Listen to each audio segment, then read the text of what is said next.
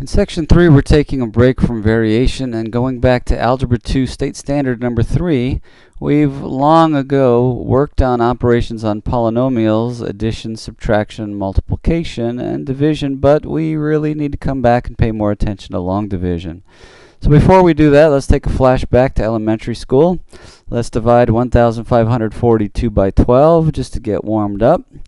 So 1,542 is my dividend, 12 is my divisor. That's what we've got here, and we're going to end up with a quotient and possibly a remainder.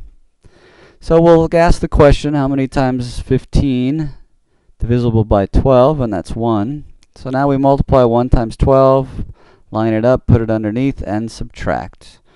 Of course, 15, I would suggest instead of subtracting, because we're going to have polynomials, I'm going to do this with adding the opposites.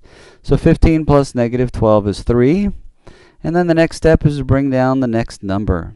As we bring down the next number, we ask ourselves the question, how many times will 12 divide into 34? And the answer to that is 2 times. 2 times 12 is 24. And instead of subtracting, let's add the opposites. 34 plus negative 24 is 10. We need to bring down the next number, making that 102. How many times will 12 divide into 102 is the next question, and the answer to that is 8 times. 8 times 12 is 96. And instead of subtracting, we'll add the opposites. So 102 plus negative 96 is 6. Nothing else to bring down, so 6 is my remainder. So in elementary school, we wrote R6. But for now, we're going to take that quotient, 128, and we're going to add 6/12 to it. 6 is my remainder, 12 was my divisor, and 6 over 12 reduces to 1/2. So the way we want to express our answer now is 128 and 1/2. We're going to follow the same process, only with polynomials. Notice the coefficients are the same, 1542, well, plus or minus a negative here, 1542, dividing by 12. So let's do this long division, and let's follow our example from elementary school. And we're going to ask ourselves, how many times will x divide into x cubed? The answer to that question is x squared. Why did I put it over the second term? Well, my divisor has 2 terms, so I will put that 2 terms in over my dividend. Let's multiply out, only that's distributing now. X squared times x is x cubed. X squared times negative 2 is negative 2x squared. Let's not subtract the polynomial, because we can make too many careless mistakes.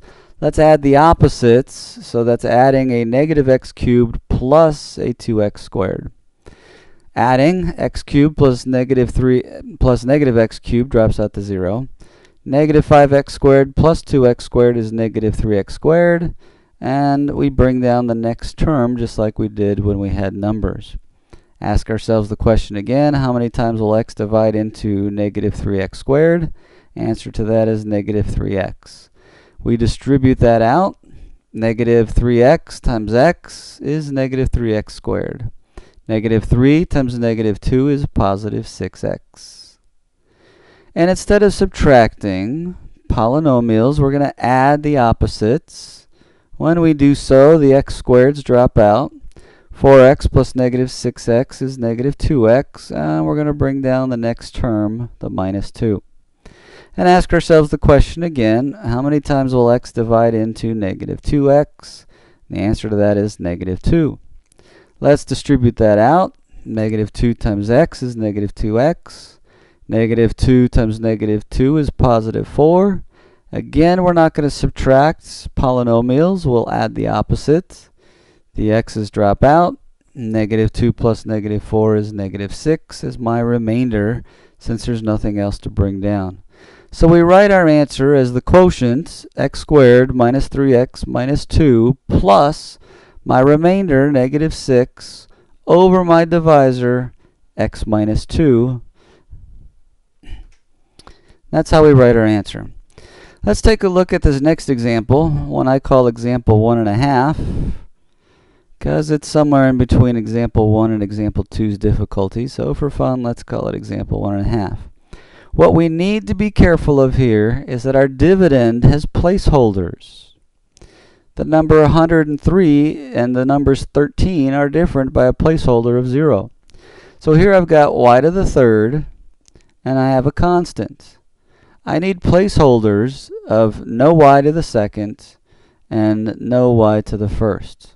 So we've got our polynomial, our dividend in descending powers, y to the third, y to the second, y to the first, and then constant. Our divisor is 5y minus 2. So let's start with the division. How many times will 5y divide into 125y to the third? And the answer to that is 25y squared. And I'm going to line that up over the second term because I'm dividing by two-term polynomial. And let's distribute out. 25y squared times 5y is negative 125y to the third. 25y squared times negative 2 is negative 50y squared. And we're not going to subtract polynomials because it's too easy to make mistakes. So let's add the opposites. When we do, the y cubes drop out. No y squared plus 50y squared is 50y squared. And we'll bring down the next term even though it's just a placeholder of 0y. And ask ourselves the question, well, how many times will 5y divide into 50y squared? The answer to which is 10y, positive 10y. So let's distribute out. 10y times 5y is 50y squared. 10y times negative 2 is negative 20y. And let's not subtract polynomials, but add the opposites. When we do so, the y squareds drop out. No y plus 20y is 20y. And we'll bring down the next term. And ask ourselves, what times 5y will give me 20y? The answer to that question is a positive 4. And we'll distribute that out. 4 times 5y is 20y. 4 times negative 2 is negative 8. And again, we won't subtract polynomials. We'll add the opposites. And when we do add, our remainder is 0, which is nice to know that divides evenly. Now, some of you may recognize this problem and know why I chose this one. This is actually left over from Chapter 4. My dividend is the difference of two perfect cubes. My divisor is the binomial I would get if I factored the difference of two perfect cubes. And my quotient is the trinomial I would get if I factored the difference of two perfect cubes. Quick check. Cube root of 125y to the third is 5y. Cube root of negative 8 is negative 2. That's the binomial. To get the trinomial, take the 5y and square it is 25y squared. Multiply those two, negative 10y, and take the opposite as positive 10y. Take the last one, including its sign, and square it. We get positive 4.